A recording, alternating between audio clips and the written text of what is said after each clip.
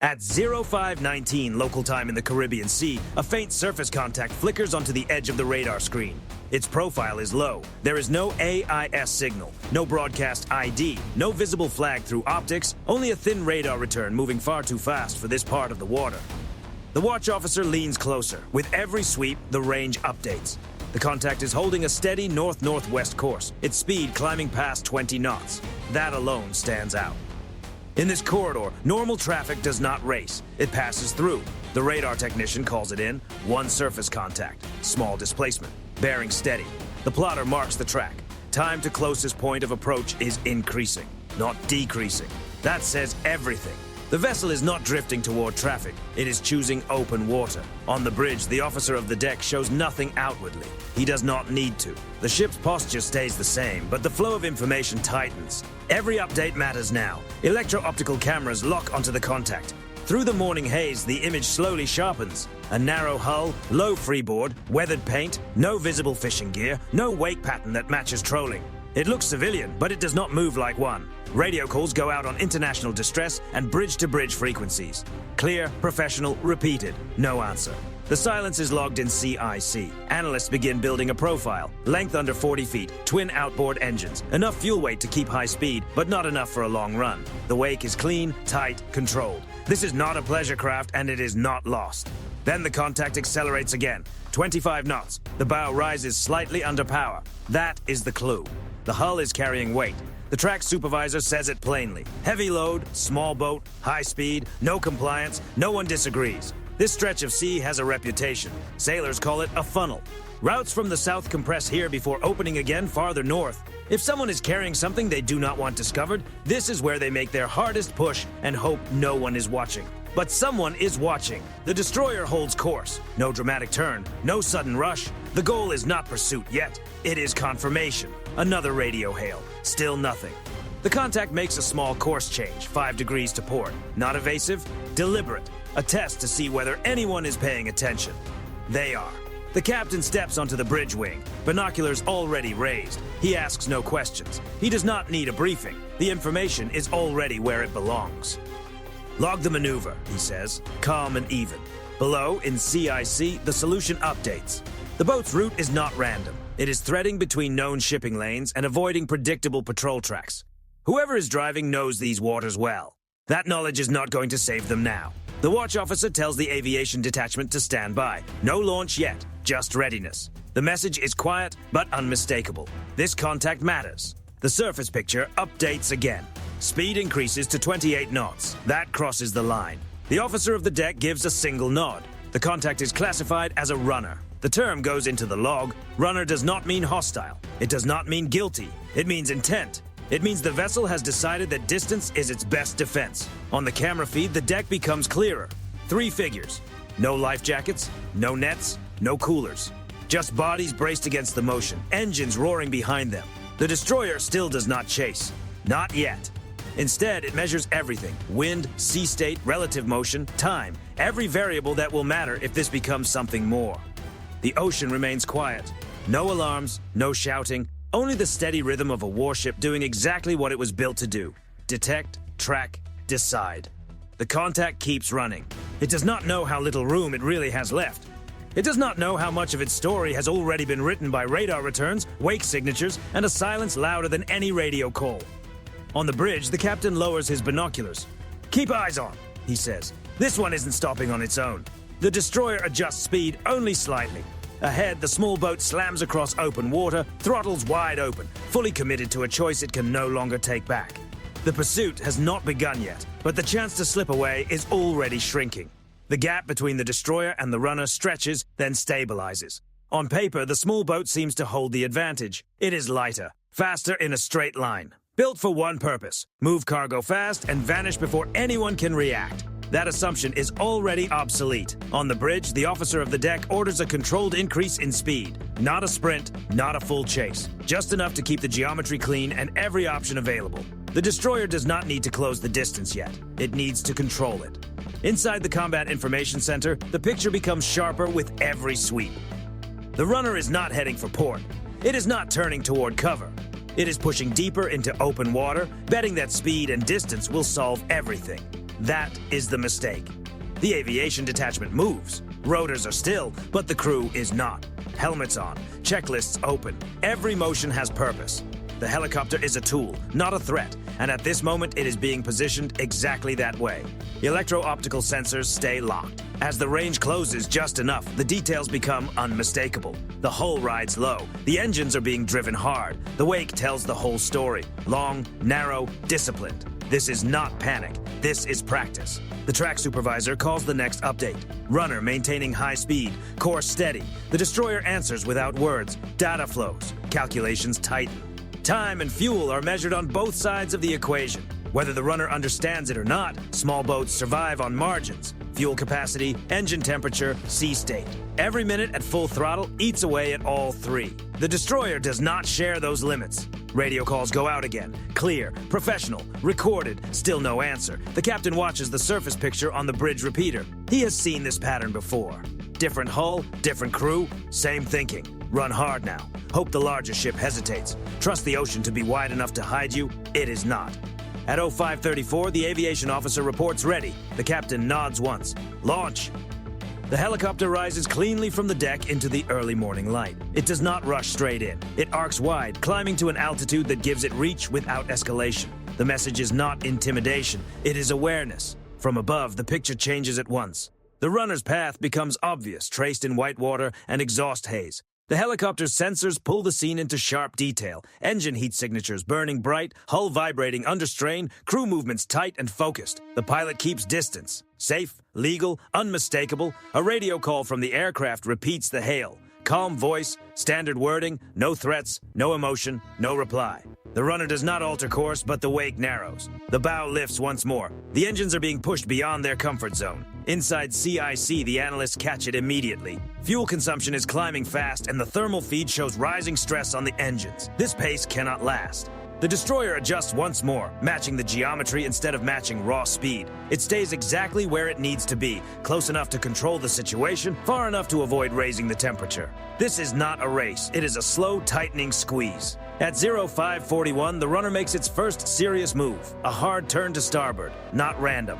It is a classic attempt to force a recalculation, disrupt the tracking solution, and create a pocket of uncertainty. It fails.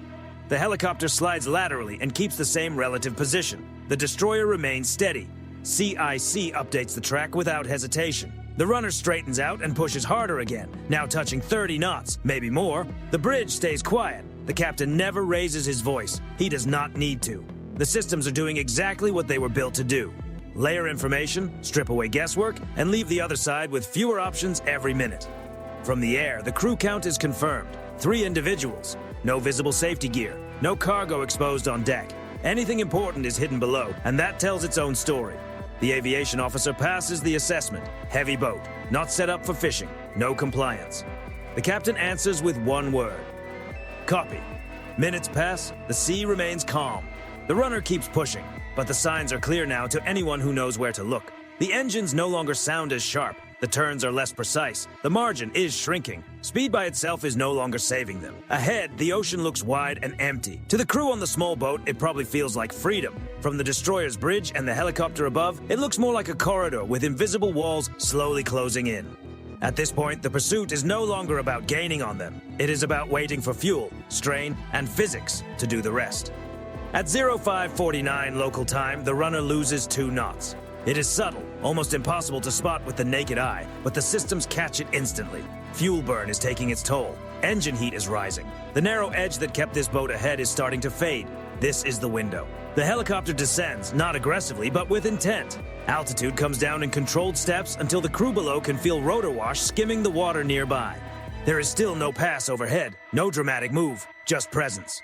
From the cockpit, the pilot keeps the nose slightly offset from the runner's bow, close enough to be unmistakable, far enough to stay well inside procedure. Another radio call goes out. Clear. Calm. Final warning tone. Unidentified vessel, reduce speed immediately and prepare to be boarded. The wording is measured. It has been used countless times in waters like these. No response. Instead, the runner surges again. The engines flare. Exhaust darkens. The hull bucks under the strain, trying to claw back speed that is already slipping away. Inside CIC, the assessment updates in real time. The boat is no longer maneuvering cleanly. Every correction is wider. Every turn costs more energy. The systems do not guess. They observe. The captain watches the helicopter feed on the bridge repeater. He does not look impressed. He looks patient. Proceed with visual warning, he says. The helicopter moves slightly forward, matching the runner's course. The crew chief activates the laser designator. It is non-lethal, purely visual, and impossible to miss. A sharp green point appears on the runner's deck, steady and deliberate. It traces once across the bow, then settles on the cabin. This is the moment crews like this understand, even if they refuse to admit it. They have been seen. Not vaguely, not maybe, precisely. Still, the runner does not stop. The helm jerks again. Another attempt to break away. Another push for distance. The wake fans wide as the hull fights the turn. Aboard the destroyer, nobody rushes. There is no shouting, no alarm, only a quiet shift in posture as procedures move forward exactly as written. On the forecastle, the 5-inch gun mount turns a few degrees. Not enough to threaten, just enough to be noticed. A message without a single word attached. The helicopter holds position. The laser remains steady. The radio call repeats unchanged, first in English, then in Spanish. Silence. At 0557, the runner's speed drops again. This time it does not recover. 23 knots, then 21. The engines are losing the argument. From above, the helicopter crew sees it clearly now. One of the men on deck looks back, not toward the destroyer, but up at the helicopter. The glance lasts a second longer than before. That glance is logged. The runner tries one last move. Power drops abruptly, then surges again, an attempt to disrupt timing and open a gap. The maneuver is sloppy. It costs more speed than it gains. The destroyer closes slightly, still controlled, still measured, not to threaten, but to remove any doubt.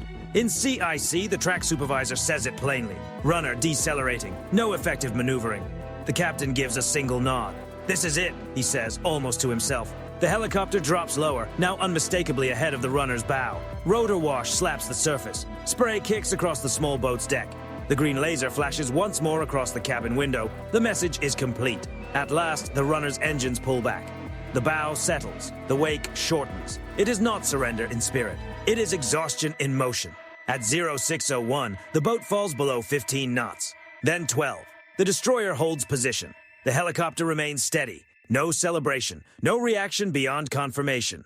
The runner drifts into a slow, uneven line, no longer trying to escape, no longer pretending this ends any other way.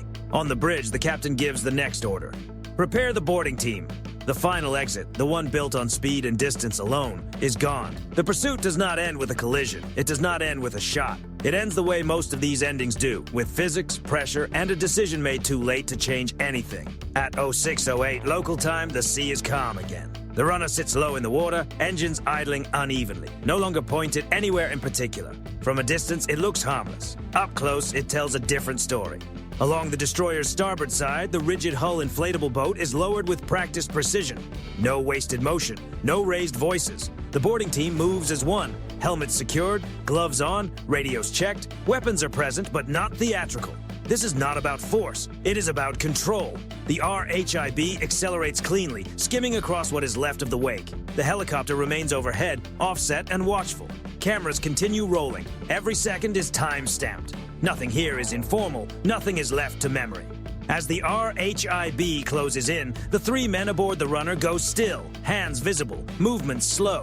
The look on their faces is no longer defiance. It is calculation giving way to inevitability. The coxswain brings the RHIB alongside. Lines are passed. A hand catches the rail. The first sailor steps onto the deck. Coast Guard, United States Navy, remain where you are. The words are steady, neutral, without emotion. The men comply. They are separated immediately and placed where they remain visible. No sudden movement, no resistance. Their eyes follow the sailors for a moment, then fall to the deck. They know the routine. That says plenty on its own. The boarding officer begins the sweep, moving forward first, then aft. He does not hurry, he does not assume, he verifies. The deck is bare, no fishing gear, no coolers, no personal belongings beyond the minimum. The hatches are sealed with fresh hardware, edges taped tight. That is the next sign. The officer kneels and taps the hatch. Solid. He looks up once, meets another sailor's eyes, and gives a brief nod. The hatch is opened. The smell arrives first. Not fuel, not salt. Plastic, tape, and dry air trapped too long below deck. Inside the compartment, the packages are stacked with precision. Square bundles, uniform size, wrapped in layers. Plastic, burlap, then more plastic. Triple sealed, waterproofed, built to survive days at sea without compromise. At that point, there is no uncertainty left. One bundle is lifted, heavier than it looks, dense. The wrapping is cut just enough to confirm what everyone already understands. Compressed off-white bricks marked with stamped symbols, signs meant for the people who know how to read them. Illicit cargo. The count begins immediately. 1, 2, 3. The number rises steadily. 19 bundles in total, packed to maximize space and stability. No wasted room, no mistakes. This is not a minor run. Each bundle is documented exactly where it's found. Photographed in place, tagged, time-stamped, location recorded. Hands remain visible in every frame. The chain of custody begins right here, not later. The boarding officer reports up. Calm, precise, factual. Confirmed contraband. Significant quantity. Back on the destroyer, the reply is short. Copy. The estimate forms quickly. Weight, packaging quality, origin indicators, it all comes together fast. Approximate street value, $98 million. On the small boat, the three men stay silent. No arguments, no denial, there's nothing to say. The evidence sits just below their feet. They're searched, secured, and seated where they can be observed. Faces photographed, hands checked. Every step follows procedure. Nothing is personal. Above, the helicopter tightens its orbit while the evidence is transferred, one bundle at a time. Careful, methodical, no shortcuts. On the destroyer's deck, the packages are laid out in clean rows under open sky. Sunlight reflects off layers of plastic. To an untrained eye, it might look like simple cargo. To the crew, it represents something else entirely. Each bundle reflects weeks of preparation, a chain of coordination, promises made to people who will never see a return. One interception doesn't stop that system, but it disrupts it. The small boat is searched again, more thoroughly this time. Compartments checked, fuel tanks tapped, nothing else stands out. This crew carried exactly what they came to move. When the sweep is complete, the boarding officer gives the signal. Mission phase complete. The suspects are transferred under guard.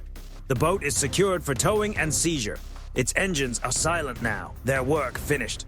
On the bridge, the captain watches the final transfer on the repeater. His expression remains unchanged. No visible satisfaction, just confirmation. Another shipment stopped. Another route interrupted. Another quiet result far from headlines. The sea remains calm. The destroyer holds position. And on the deck below, $98 million worth of cargo sits still in the sunlight, going nowhere. At 0614 local time, the operation moves into its next phase. It doesn't end when the last bundle leaves the hold. That was only the visible part. What follows is quieter, slower, and just as precise. On deck, the seized packages are secured under watch. Each one is checked again. Weight verified, markings recorded, seals inspected for any sign of tampering. Every detail matters, because this is not just a recovery, it's a case. The suspects are moved below, separated, monitored. No questioning here, no speeches. That is not this crew's role. Their job is custody, not conclusions. The ocean doesn't care about intent, and neither does procedure. The boat is prepared for tow, lines are rigged, conditions assessed, fuel systems secured. What was built for speed now sits powerless, reduced to evidence. Above, the helicopter finally breaks off and returns to the ship. Its job is complete. Hours of footage, sensor data, and precise timestamps are already stored, copied, and secured. That is what matters later, long after the water is closed behind the ship. From the bridge, the captain watches the surface picture settle back into routine. No new contacts, no unexpected movement. The sea looks empty again. That's how operations like this usually end. For the crew, this wasn't extraordinary. It followed a pattern refined over years. Detect early, classify accurately, apply pressure without urgency, and let systems and physics do the rest. Running failed here for the same reason it usually does. Speed doesn't last. Systems do. The men on the small boat believed that distance would protect them once they broke contact. They believed the ocean was wide enough to erase their path. What they underestimated was how little of that ocean is truly unseen. Radar doesn't get tired, cameras don't blink, aircraft don't need to catch you to control you, they just need to stay where you can't ignore them. By the time that realization set in, the outcome was already locked in. Every push for speed burned fuel they couldn't replace, every turn drained momentum they couldn't recover, and every minute of silence narrowed their options. From beginning to end, no shots were fired. That isn't hesitation, that's design. On paper, the result will be measured in dollars. $98 million that won't reach its destination. $98 million that won't fund whatever comes next. But the real impact lands elsewhere. Routes are questioned, schedules fall apart, trust weakens. Someone further up the chain will have to explain why a shipment disappeared into open water and never returned. Those conversations don't happen at sea, they happen far from it. As the destroyer resumes patrol, the crew shifts back into routine. Watches rotate, helm positions change, maintenance continues. There is no pause for celebration. There isn't one. This is what maritime interception really looks like. No flashing lights, no dramatic finish, just awareness, discipline, and patience applied until there are no options left. On the horizon, the ocean looks empty again. The wake fades, the water settles. The small boat will not make another run. The cargo will not reach its destination, and the men who trusted speed will learn how narrow that margin really was. Somewhere else, another boat is likely being prepared. Another crew convincing themselves that if they move fast enough, they'll be gone before anyone notices. They're wrong, because out here, it isn't about who runs the fastest. It's about who is already watching.